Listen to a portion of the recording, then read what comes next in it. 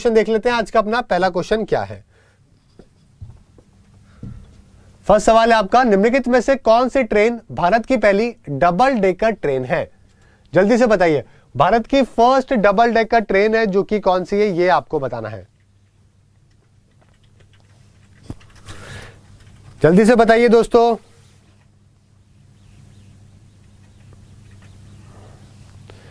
भारत की first double decker train जो है वो कौन सी है?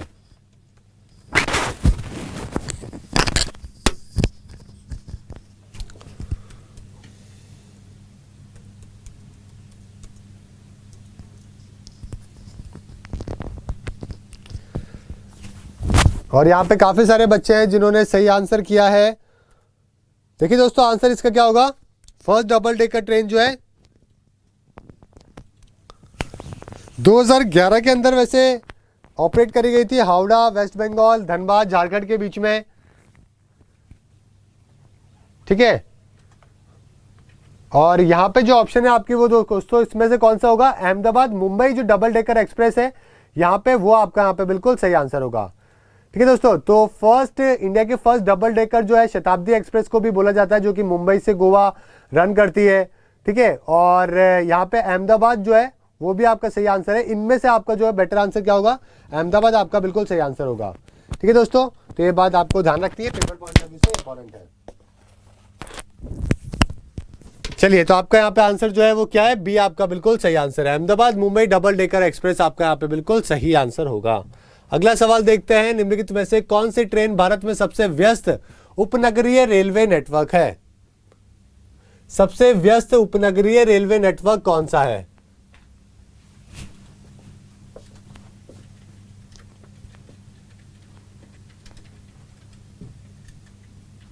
ये जो मुंबई से गोवा की हम बात कर रहे थे वो एयर कंडीशन थी।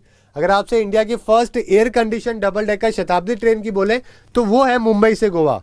समझ गए मेरी बात? तो उसमें वो शताब्दी है, वो तो वो मैटर अलग है। यहाँ पे हम यहाँ पे बात कर रहे हैं देश की फर्स्ट डबल डेकर ट्रेन के बारे में। अब यहाँ पे ये बात नहीं किया गया कि वो एसी होनी चाहिए या कोई शताब्दी होनी चाहिए। सिंपल सी बात है, Mumbai central Ahmedabad double decker express है, सुपरफास्ट एक्सप्रेस ट्रेन है जो कि इंडियन रेलवे से बिलोंग करती है। मुंबई सेंट्रल से अहमदाबाद जंक्शन के बीच में चलती है, एक वीक में 6 दिन। सिंपल सी बात है, समझ गए? तो ज़्यादा कॉम्प्लिकेटेड नहीं करना है क्वेश्चन को बिन बात ही। उसमें क्वेश्चन के आंसर बदल जाते हैं, कई बार एसी ऐड हो जाता है, कई बार कुछ और ऐड हो जाता है, तो इस तरीके से।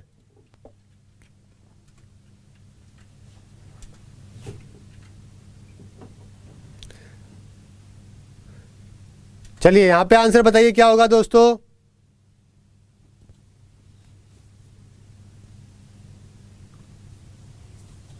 दो तरीके की होती है जो डबल डेकर है ना, एक नॉन एसी भी होती है और एक एसी भी होती है। समझ गए मेरी बात?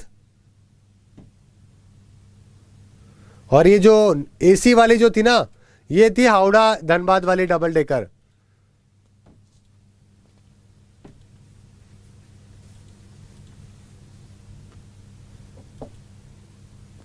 ठीक है, और ये जो नॉन एसी की बात करी थी, ये जो पिछला वाला क्वेश्चन था वो कौन सा था? नॉन एसी का था। काफी सारे बच्चों को कंफ्यूजन लगता है, तो ये तो थी नॉन एसी वाली। और अगर आपसे एसी वाली पूछी जाए तो फिर आपकी जो है हावड़ा धनबाद है, जो कि आपको ध्यान रखना है। ठीक है, चलिए यहाँ पे आपका आंसर क्या हो जाएगा? जल्दी से बताइए। बिजिएस्ट सब urban railway network in India.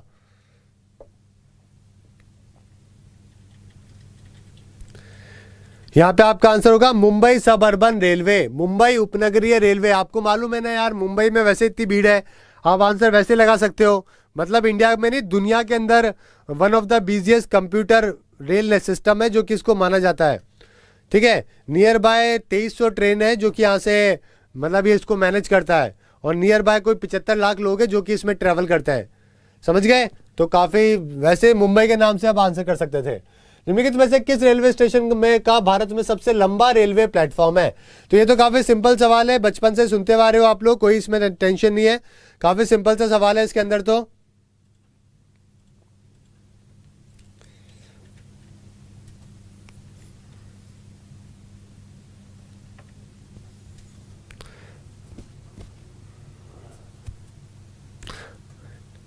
चलिए आंसर यहाँ पे क्या होगा दोस्तों, आंसर यहाँ पे क्या होगा, गोरखपुर रेलवे स्टेशन। सभी को मालूम है दोस्तों गोरखपुर का जो रेलवे स्टेशन है वो क्या है, काफी बड़ा रेलवे स्टेशन है। ठीक है, गोरखपुर के अंदर है, यूपी के अंदर। लॉन्गेस्ट रेलवे प्लेटफॉर्म जो है पूरी दुनिया में माना जाता है। और साथ में हेडक्वार्टर भी है किसका, नॉर्थ ईस्टर्न रेलवे का क्या है, हेडक्वार्टर भी है। पूरी दुनिया में सबसे बड़ा प्लेटफॉर्म है जो कि गोरखपुर रेलवे स्टेशन का माना जाता है। अगला सवाल है, निम्नलिखित में से कौन भारत का सबसे लंबा रेलवे जोन है? जल्दी से बताइए, सबसे लंबा रेलवे जोन कौन सा है?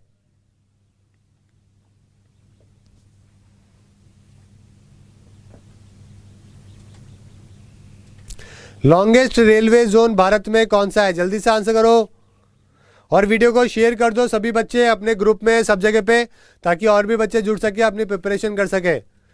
वीडियो को शेयर कर दो व्हाट्सएप में, ग्रुप में, सब जगह।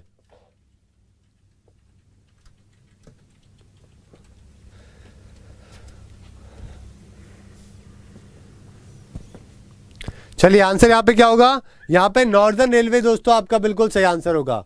ठीक है, नॉर्दर्न रेलवे दोस्तों सारे 18 जोन में से सबसे बड़ा रेलवे हमारा रेलवे की इसकी लेंथ है। ठीक है, सिंपल सा सवाल था, कोई दिक्कत नहीं। हेडक्वार्टर कहाँ पर है? न्यू दिल्ली के अंदर, Baroda house near India gate. पहली राजधानी एक्सप्रेस जो नई दिल्ली को अन्य सबसे बड़े शहरों से जोड़ी गई थी, किस वर्ष शुरू करी गई थी? पहली राजधानी एक्सप्रेस ट्रेन के बारे में आपको बताना है। काफी पहले जो है series of express passenger train है जो कि इंडिया में स्टार्ट करी गई थी। दिल्ली से जो बड़ी बड़ी सिटी है ना उसको जोड़ा गया था। और पहली बार दोस्तों उसको कब कनेक्ट किया गया था, जल्दी से बताइए। 180 किलोमीटर तक की फास्टेस्ट स्पीड भी इसकी पहुंचाई गई थी। हर डिफरेंट राज्य की जो कैपिटल सिटी है उसके बीच में इसको जोड़ा गया था।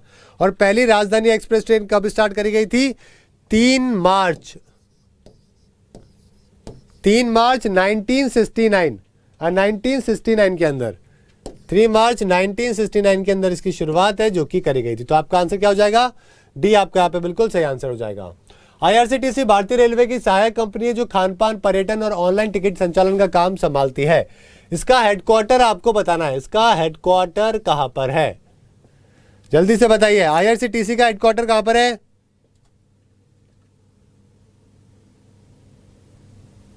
हमारे देश की मिनी रत्ना कंपनी मानी जाती है।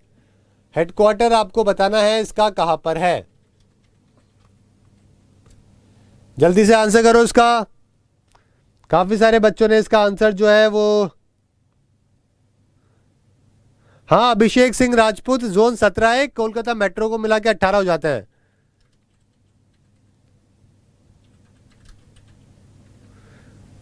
चलिए, काफी सारे बच्चों का 1969 आंसर आया है, वैसे कोई बात नहीं है, सही भी है काफी सारे बच्चों का। देखो बहुत ही सिंपल सा आंसर है किसका, नई दिल्ली। नई दिल्ली के अंदर हेडक्वार्टर है किसका, आईआरसीटीसी का। ठीक है, ध्यान रखिएगा बात को। अगला सवाल देखते हैं। छत्रपति शिवाजी महाराज टर्मिनस मुंबई में यूनेस्को के विश्व धरोहर स्थल भारतीय रेलवे के किस क्षेत्र की प्रमुख है? बताइए, जो छत्रपति शिवाजी जो टर्मिनस है वो हेडक्वार्टर है कौन से जोन का, कौन से जोन का हेडक्वार्टर है?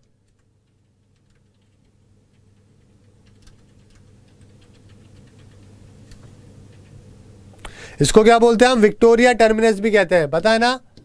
पहला नाम इसका विक्टोरिया टर्मिनस ही हुआ करता था।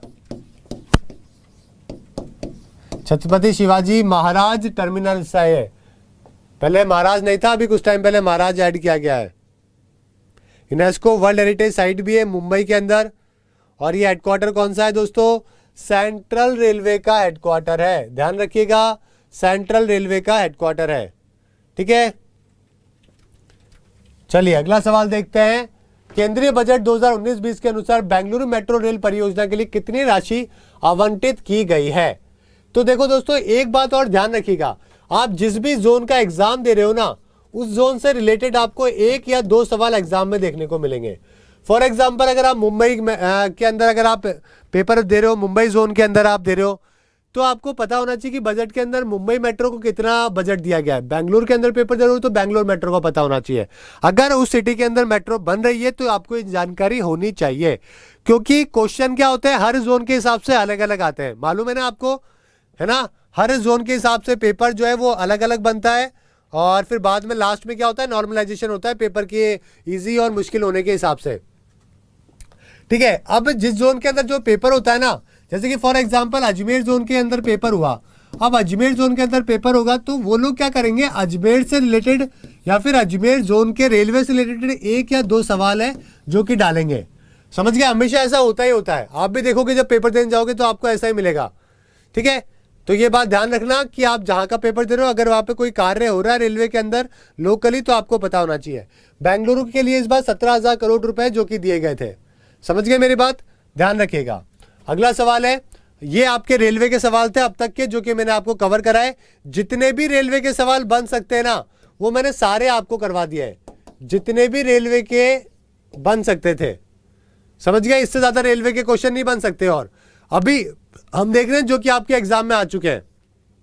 रेलवे के एग्जाम में एक सवाल आया था, पाकिस्तानी फिल्म उद्योग के रूप में क्या जाना जाता है? क्या बोलते हैं भाई पाकिस्तानी फिल्म इंडस्ट्री को?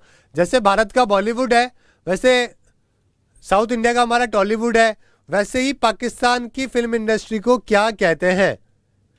बड़ा अजीब सा नाम है, आप लोगों को काफी हंसी आएगी। अब है भी पाकिस्तान का तो वो भी कोई मैटर नहीं है।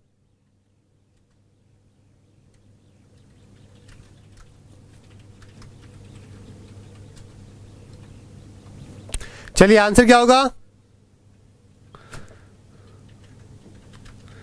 अंजन चटर्जी बोल रहे हैं कि सर क्वेश्चन सेम होता है। अरे भाई चटर्जी साहब, नहीं होता है। आप जो, अगर आपने पेपर नहीं दिया मेरे ख्याल से, अगर आपके और आपके दोस्त ने अलग अलग जोन से कोई भी पहले का रेलवे का एग्जाम दिया है तो एक बार क्रॉस चेक कर लेना। अपने पास पता है क्या, पेपर में तो आते हैं मान लो 15 करंट अफेयर के सवाल, बच्चे अपने को पता है 100 करंट अफेयर के सवाल भेज देते हैं। अब ऐसा नहीं है, बहुत सारे बच्चे वो झूठ बोल रहे होते हैं, वो झूठ नहीं बोल रहे होते यार, वो अपने जोन का बता रहे होते हैं। समझ गए, बहुत सारे जोन का अलग अलग पेपर आता है। यकीन नहीं आए तो आपने, अगर कोई आपके 2 दोस्त जो है उन्होंने सेम एग्जाम दिया हो, ठीक है, सेम डे पे दिया हो, सेम दिन, अलग अलग जोन से, तो आप कंफर्म कर लेना अलग अलग आता है। पता नहीं क्यों मानते नहीं हो आप लोग। और फिर जब एनालिसिस होता है तो बच्चे बोलते हैं सर ये तो मेरा आया ही नहीं। अरे भाई आपके नहीं आया, लेकिन किसी और के तो आया था ये। ठीक है, हो सकता है कि 2 दिन बाद आपके भी आ जाए जोन में ये वाला सवाल। चलिए आंसर यहाँ पे क्या होगा, लॉलीवुड आपका बिल्कुल सही आंसर होगा। तो लॉलीवुड है जो कि पाकिस्तान की फिल्म इंडस्ट्री को कहते हैं। समझ गए, काफी अजीबोगरीब बात है लेकिन सच यही है। ठीक है, चलिए अगले सवाल की तरफ चलते हैं दोस्तों। कौन सा राज्य म्यांमार के साथ सीमा साझा नहीं करता है? जल्दी से बताइए। नॉर्थ ईस्ट इंडिया का मैप आपको हमेशा पता होना चाहिए। नॉर्थ ईस्ट इंडिया का मैप आपको हमेशा पता होना चाहिए। मैं हमेशा बोला है, सीएम गवर्नर भी आपको पता होना चाहिए और साथ में आपको मैप भी पता होना चाहिए। ठीक है, इस तरीके से थोड़ा मैप मैं आपके लिए बनाने की कोशिश करता हूं।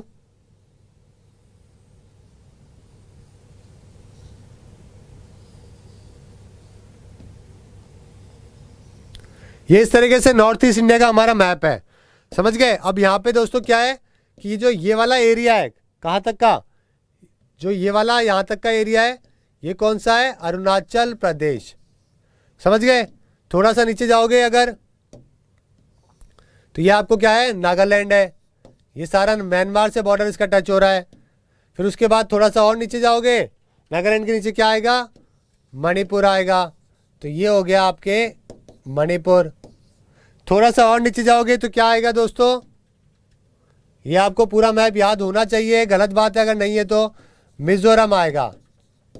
ठीक है, और उसके बाद में क्या हो जाएगा? साइड के अंदर क्या आएगा? त्रिपुरा आएगा। साइड के अंदर जो ये साइड वाला एरिया है, ये कौन सा है? त्रिपुरा का एरिया। ये ऊपर वाला मेघालय और बीच वाला जो है वो पूरा क्या है? वो बीच वाला पूरा आपका आसाम है। ये वाला पूरा क्या है? आसाम है। समझ गए मेरी बात? तो यहाँ पे आप देख पा रहे होंगे कि त्रिपुरा जो है ना, वो उसकी बॉर्डर जो है वो बांग्लादेश के साथ में टच हो रही है, लेकिन म्यांमार के साथ में टच नहीं हो रही है।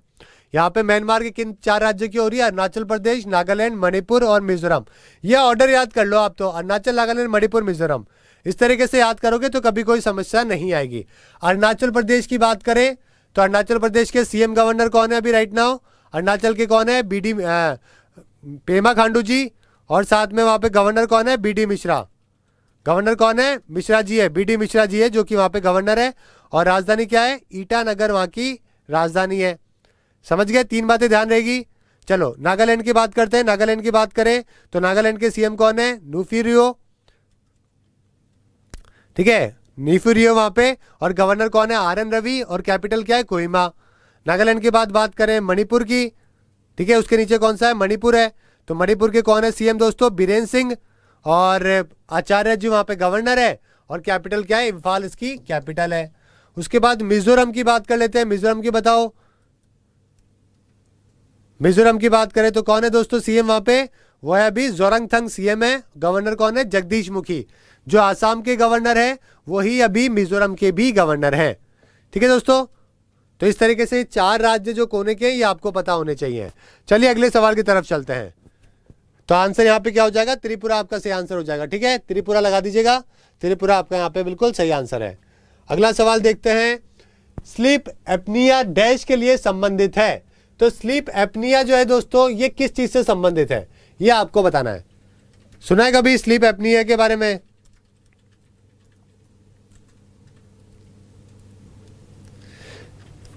स्लीप एपनिया क्या है? एक सीरियस स्लीप डिसऑर्डर है जिसके अंदर इंसान क्या करता है दोस्तों? खराटे मारता है। ठीक है, तो खराटे मारने को हम क्या बोलते हैं दोस्तों? स्लीप एपनिया है जो कि हम इसको कहते हैं। ओके, थ्रॉट की जब मसल रिलैक्स करती है तब ज्यादा ऐसा होता है। चलिए आंसर क्या हो जाएगा इसका? स्नोरिंग, खराटे लेना आपका बिल्कुल सही आंसर हो जाएगा।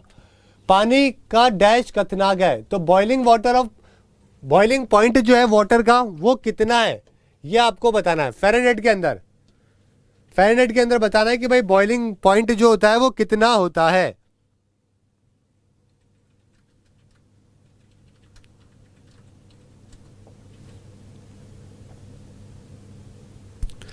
जल्दी से बताइए।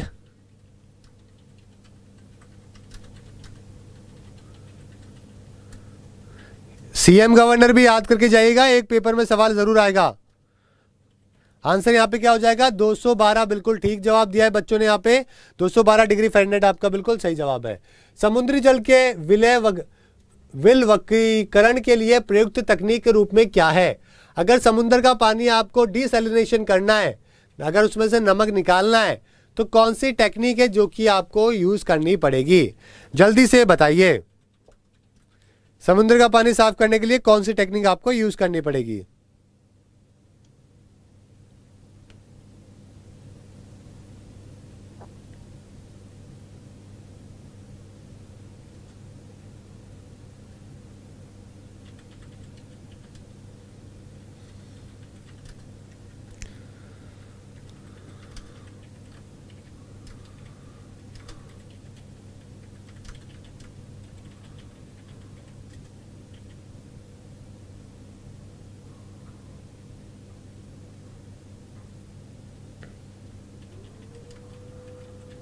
आंसर क्या हो जाएगा यहाँ पे?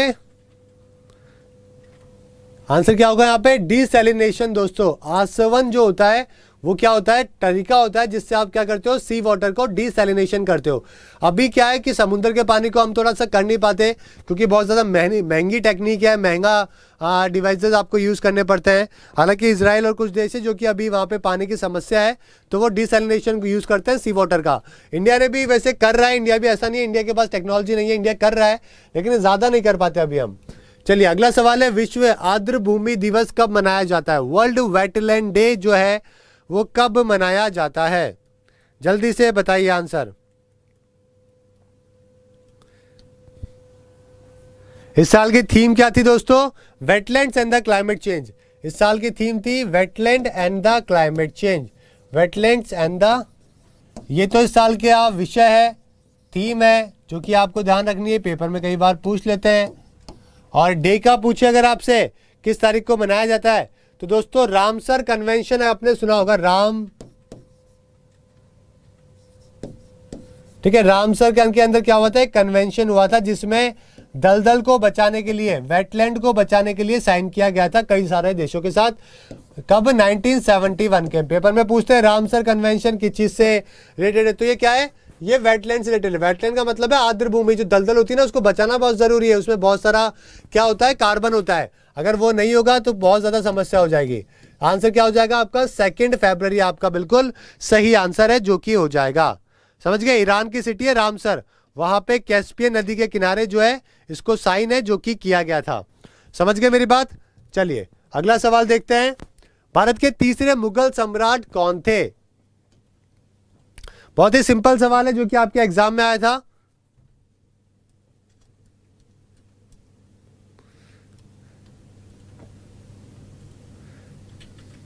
सबसे पहले कौन थे? बाबर थे सबसे पहले।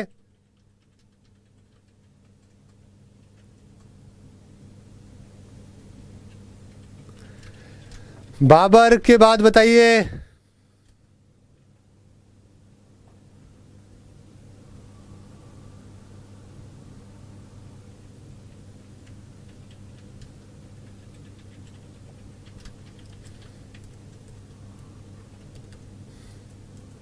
काफी सिंपल सा सवाल है भाई, बच्चों वाला सवाल है।